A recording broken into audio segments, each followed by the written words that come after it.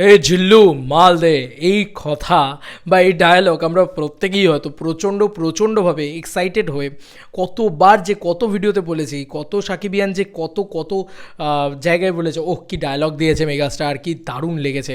এই জিল্লুটা কে অ্যাকচুয়ালিতে এবং তিনি কি অভিজ্ঞতা শেয়ার করছেন, জিল্লু নিজে কি বলছেন মেগাস্টার শাকিব খানকে নিয়ে এবং যিশু সেনগুপ্তকে নিয়ে, যিশু সেনগুপ্ত মেগাস্টার শাকিব খানের টাসেল নিয়ে, এটা নিয়ে একটা দারুণ পডকাস্ট এসছে এসএমবি মানে শারদ মিউজিক ভেঞ্চার্সের চ্যানেলে, সেটা নিয়ে আমরা কথা বলবো। তিনি খুব সুন্দর সুন্দর কিছু আলোড়ন কথাবার্তার সেগুলো তিনি বলেছেন। আমার ভীষণ অ্যাকচুয়ালিতে না ভীষণ ভালো লেগেছে যে মানে এত ভালো ভালো কিছু কথা উনি বলেছেন যে শাকিব খান সম্পর্কে কিছু কথা বলে। দেখো শাকিব খান না মানুষ হিসেবে খুব ভালো, আমি যতগুলো মানে তার পডকাস্ট বলো বা তার ইন্টারভিউ বলো বা প্রেস মিট বলো, যেখানে যেখানে আমি শাকিব খানকে দেখেছি, অন ভিডিওই দেখেছি, আমি কোনোদিন সামনাসামনি শাকিব খানকে তো দেখিনি। তো শাকিব খান না খুব ভালো মানুষ, সেটা তার প্রত্যেকটা মানে বলে না যে প্রত্যেকটা স্টেপ পায়ে স্টেপ ফেলাতে, প্রত্যেকটা তাকানো, কথা বলা, প্রত্যেকটা স্টেটমেন্ট, সেগুলোতে বোঝা যায় যে শাকিব খান কত ভালো মানুষ। এবং শাকিব খান কোনো দিন আমাদের কলকাতায় এসে আমাদের কলকাতা স্টারদের ছোটো করে না।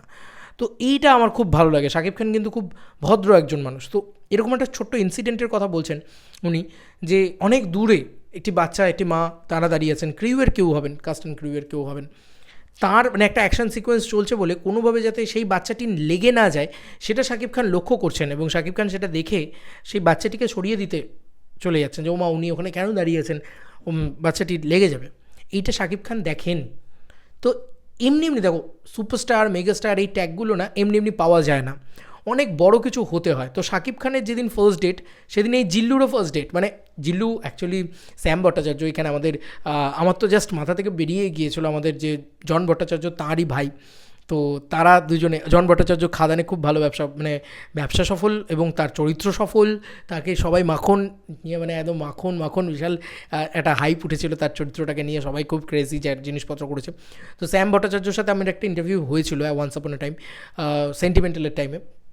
খুব ভালো মানুষ, উনিও খুব ভালো মানুষ, এবং উনি অ্যাকচুয়ালিতে সিরিয়ালের মুখ, এবং সেন্টিমেন্টালেও একটা চরিত্র করেছিলেন, দারুণ করেছিলেন, বিল্লা চরিত্রটার নাম ছিল, মানে বিলাই করে দিয়েছিলেন একদম, বলে না হেভি চরিত্রটা, পারফরমেন্স খুব ভালো দিয়েছিলেন। তো এখানে জিল্লু যে ক্যারেক্টারটা, সে হচ্ছে শাকিব খানের ডান হাত, এটা আমরা বুঝতেই পারছিলাম যে এ জিল্লু মাল দে, ওই কারণেই ও বলছে, কারণ সব জায়গায় প্রত্যেকটা ফ্রেমে শাকিব খানের সঙ্গে জিল্লুকে থাকতে হবে। তো জিল্লু একটা পার্সোনাল বডিগার্ড টাইপের, তো ওই জন্যেই ওই ডায়লগটা একদম সঙ্গে থাকে, ছায়াসঙ্গী আর কি শাকিব খানের।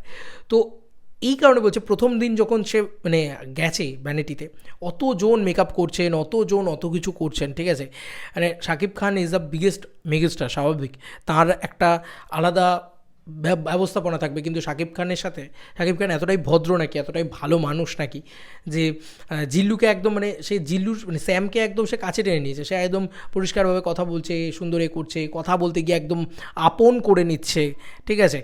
এই জায়গাটাই তো খুব বড় বিষয় না, তিনি যখন কথা বলছেন তিনি এসব মাথায় রাখেন না, তিনি মেগাস্টার।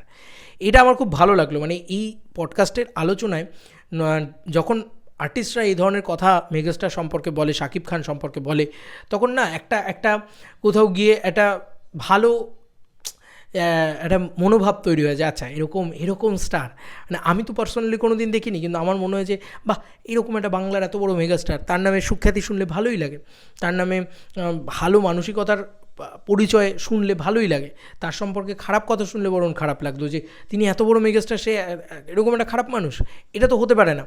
তো আগে তোমাকে মানে বড় মেগাস্টার দেখবে মানে ভগবান তাকেই দেয়, ভগবান বলো, তোমাদের আল্লাহ বলো, যাই বলো, আমার কাছে সবাই মানে আমি মনে করি যে ওয়ান পাওয়ার মানে ভগবান তাকেই দেয় আর কি, আল্লাহ তাকেই দেয় আর কি, যে অ্যাকচুয়ালিতে ভালো মানুষ, আমার এটাই সবসময় মনে হয়।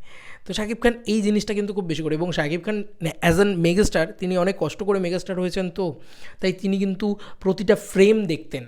এটাও কিন্তু এই জিল্লু বা শ্যাম ভট্টাচার্য যাই বলো, সে কিন্তু অফিসিয়ালি বলেছে এই কথাটা পডকাস্টে, যে আশা করি তোমাদের দেখো আমি একটা ভিডিওর ভিতরে একটা পডকাস্টে এত মানে 1 ঘন্টা জুড়ে যে কথা হবে বা 40 মিনিট ধরে যে কথা হবে, 30 মিনিট ধরে যে কথা হবে, সেটা তো আমি একটা 5 মিনিটের ভিডিওতে বলে দিতে পারবো না। আমি এইটুকু তোমাদেরকে বলে দিতে পারি যে ভাই কত সুন্দর লাগলো আমার এই পডকাস্টটা। এবার তোমাদের ডিসিশন যে তোমরা কি করবে, ঠিক আছে, তোমরা পডকাস্টটা দেখো, আমার মনে হয় পডকাস্টটা দেখো, অনেক নতুন কিছু জানতে পারবে। তবে হ্যাঁ, এই যে প্রতিদিন মনিটর দেখা, প্রত্যেকটা ফ্রেম দেখা, প্রত্যেকটা জিনিস দেখা, যে কোথাও কোনো ভুল হচ্ছে না তো, বারবার রিটেক্স দেওয়া। এবং এই স্যামের সাথে এত ভালো সম্পর্ক হয়ে গেছিলো যে স্যামের সাথে বারবার তিনি রিহার্সাল করতেন একটা চরিত্রর বা একটা সিকোয়েন্সকে নিয়ে, একটা সিকোয়েন্স, দুটো সিকোয়েন্স, যা যখন সিকোয়েন্স হচ্ছে। তো এটা না শাকিব খান বড় বড় সুপারস্টারটা কী হয়, যে আমরা ডামি দিয়ে দেবো, বা আমরা মানে ডামি করে নাও, আমরা জাস্ট আসবো, ওয়ান টেক ওকে করবো, বারবার রিহার্সাল করবো না, এরকম অনেক সুপারস্টারের ক্ষেত্রে শোনা যায়। বাংলার কারুর কথা বলছি না কিন্তু, আবার দয়া করে এটা ভেবো না, কিন্তু অনেক সুপারস্টারের ক্ষেত্রে এসব শোনা যায় যে বড় স্টার তাই জন্য তিনি এরকম করেন আর কি, ইত্যাদি এরকম শোনা যায়। কিন্তু শাকিব খান সেখানে কতবার রিহার্সাল দিচ্ছেন, এটা একটা খুব ভালো লাগার বিষয়। এবং একজন প্রায় নতুন ইয়ের সাথে, অভিনেতার সাথে, তো এটা একটা ভালো লাগার বিষয়। ভীষণ ভালো লাগলো শাকিব খান সম্পর্কে এই আলোচনাগুলো শুনে।